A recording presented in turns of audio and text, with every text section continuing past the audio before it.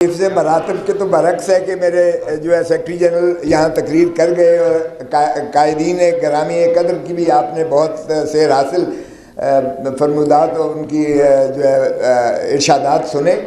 باہر کیف بلا کسی تشہیر کے جس طرح عمر ایوب صاحب نے کہا ریاست کی بڑی خوبصورت تعریف جو کر دی ہے وہ آئین نے مقتدر کیا ہے پاکستان کے عوام کو.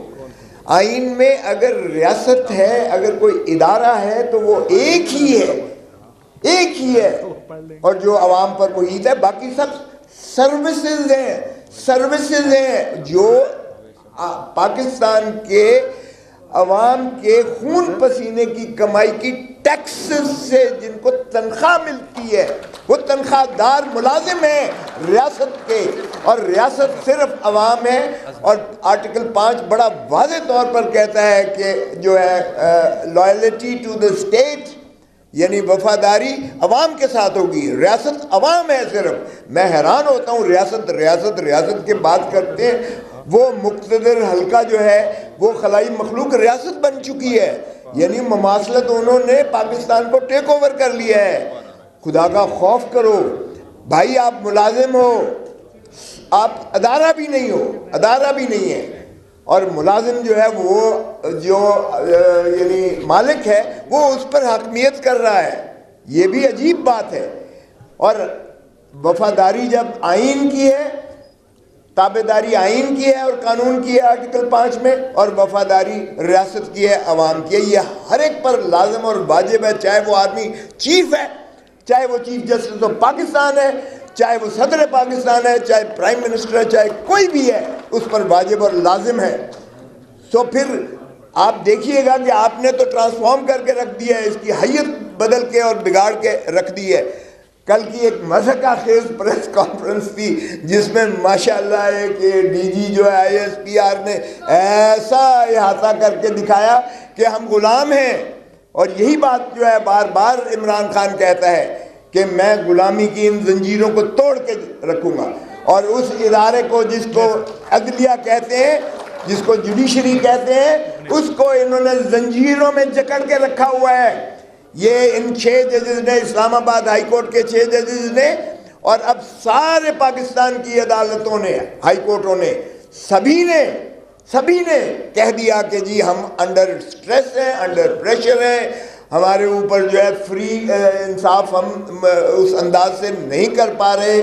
اور اس سے واضح ہو گیا اور یہ جو ہیئرنگ ہو رہی ہے آپ دیکھ رہے ہیں جو اثر من اللہ صاحب کی جو کامنٹس اور آبزرویشنز آتے ہیں انہوں نے کہا اس سے زیادہ یہ تو آپ نے یعنی آئین کی جو ہے ایبروگیشن کر کے رکھ دی ہے اس کے مترادف ہے کیونکہ آئین کے 3 ستون ہیں.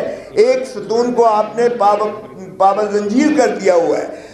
ہم تو یہی کہتے تھے ہمارا موقف بالکل صحیح تھا. ہم جیل میں بار بار جب کرتے تھے صبح سے شام تک جو ہے عمران خان کا ٹرائل چلتا تھا وہ صاف کہتا تھا کہ آپ ایسے ہی کر رہے ہیں فیصلہ تو کہیں اور سے جا کے انہوں نے ڈکٹیشن لینی ہے. اور یہ ثابت ہو گیا کہ یہ ڈکٹیشن جو ہے لے کر ان کو تینوں کیسز میں ایک ہی ہفتے میں سزا کر دی گئی. تو یہ اس کے بعد بھی ان کو جیل میں رکھنا ایک دن بھی یہ پاکستان کے 25 کروڑ عوام کی غیرت اور حمیت کو للکارنے کے مترادف ہے. ہم اس یلغار کو بھی مسترد کرتے ہیں. 9 مئی کا جو بیانیہ دیا گیا ہے جس کا بہت زیادہ پرچار ہو رہا ہے بہت اچھی باتیں کی شامی صاحب نے لیکن شامی صاحب سے میں پوچھتا ہوں کہ جناب آپ مفاہمت کی بات کرتے ہیں مفاہمت کس سے؟ ملازموں سے مفاہمت کر دی جاتی ہے. وہ پہلے ہمارا حق تو مانگے. معافی کی باتیں کرتے ہو اور معافی تم مانگو. معافی جو تم نے 35 سال 40 سال اس ملک پر قبضہ کر کے مارشل لاء لگا کر رکھا ہے مارشل لاء لگا کے عوام کو اور پاکستان کو جو ہے آپ نے جس ذلت اور رسوائی میں دھکیلا ہے معافی تم مانگو اس عوام سے اور پاکستان سے. معافی کی باتیں کرتے ہو پھر معافی کس لیے مانگے اور کس سے مانگے؟ تمہارے سے. ہم نے تو کبھی قائد اعظم سنا بھی نہیں تھا. قائد اعظم ہاؤس میں خود گورنر رہا ہوں میں سینیٹر رہا ہوں وفاقی وزیر رہا ہوں میں اٹارنی جنرل پاکستان رہا ہوں. میں نے تو کبھی نہیں سنا تھا کہ جنا ہاؤس بھی وہ ایگزسٹ کرتا ہے. او بھائی اس پہ بھی قبضہ کر لیا ہوا ہے آپ نے. اس پہ بھی قبضہ کیا ہوا ہے. اگر وہ واقعی جنا ہاؤس ہے تو پھر کور کمانڈر نے قبضہ کر لیا ہے اس پر بھی. ایک قومی ورثے کو بھی آپ نے اس پہ اپنی سبجوگیشن کر کے اپنی رہائش گاہ بنا لی, اپنا گھر بنا لیا. باقی چیزیں کہہ دی گئی ہیں, میں اس لیے دہرانا نہیں چاہتا نہ آپ کے درمیان باقی زیادہ دیر. لیکن آج جو تشدد, میں لاہور سے سیدھا آ رہا ہوں, آج جو تشدد کیا گیا ہے وکلاء پر, پرامن وکلاء کا احتجاج تھا لاہور میں, وہ ہائی کورٹ میں آنا چاہتے تھے اور وہ جو ہے اپنا کراچی ہال میں آنا چاہتے تھے, بار میں آنا چاہتے تھے احتجاج کنا, اور اس قدر آنسو گیس کیا گیا, اس قدر لاٹھی چارج کی گئی ہے, اس قدر تشدد کیا گیا کہ سارا گرد و غبار جو ہے پھیلا ہوا تھا, اور 100-150 کے قریب جو ہے وکلاء کو گرفتار کیا گیا ہے.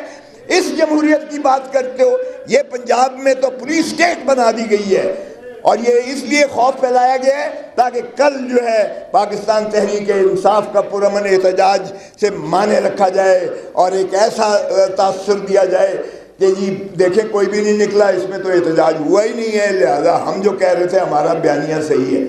پہلے سمت کو درست کریں.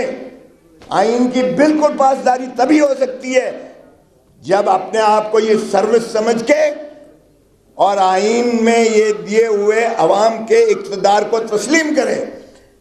اس کو بھی شرم نہیں آتی جو کہتا تھا بار بار اور بڑے بانگے دول کہتا تھا ووٹ کو عزت دو.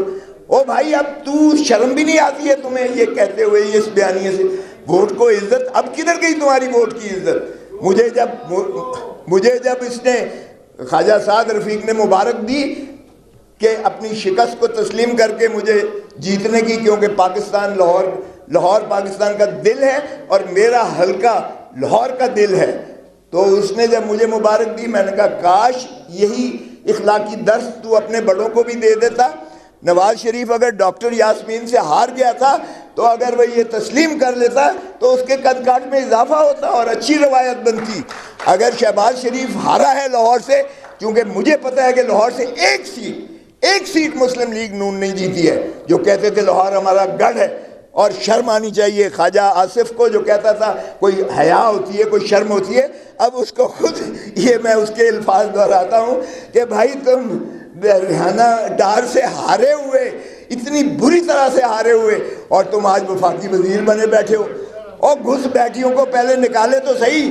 اگر ہمارے ساتھ بات کرتے ہیں پہلے ہمارے عوام کے اقتدار کو تسلیم تو کریں, ریاست کی تعریف پر عمل تو کریں, ریاستی اداروں کو جو ہے ان کے مقتدر ہونے کا جو احساس آئین نے دیا ہے وہ پہلے بحال تو کرو اور پھر بات کرو ہمارے سے. وگرنہ آئین میں ہر چیز لکھی ہے, خاکم بدہن, ہم نے کوئی مشرقی پاکستان سے سبق نہیں سیکھا, اور اس میں بھی یہی چیزیں دہرائی گئی. ہم نے مینڈیٹ عوام کا ماننے سے انکار کر دیا, ہم نے دھتکار دیا جس کو 160 جو ہے سیٹیں ملی تھیں, اور ہم نے جو ہے وہاں مسلط کیا جبری, اور اس کا نتیجہ ہم نے دیکھ لیا. خاکم بدہن مت دہرائیے وہی جو ہے شاخسانہ, آپ اسی کو غلطی کو دہرا رہے ہیں, آپ عوام کو پھر دھتکار رہے ہیں. عوام کی غیظ و غضب سے ڈرو اور ہمیں مت ڈراؤ.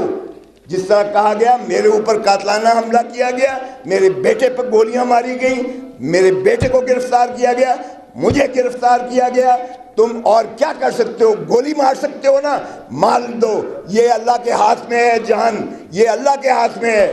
تم نے بھی ایک دن اللہ کو جان دینی ہے. دھرتی ماں پہ رحم کرو, ترس کرو.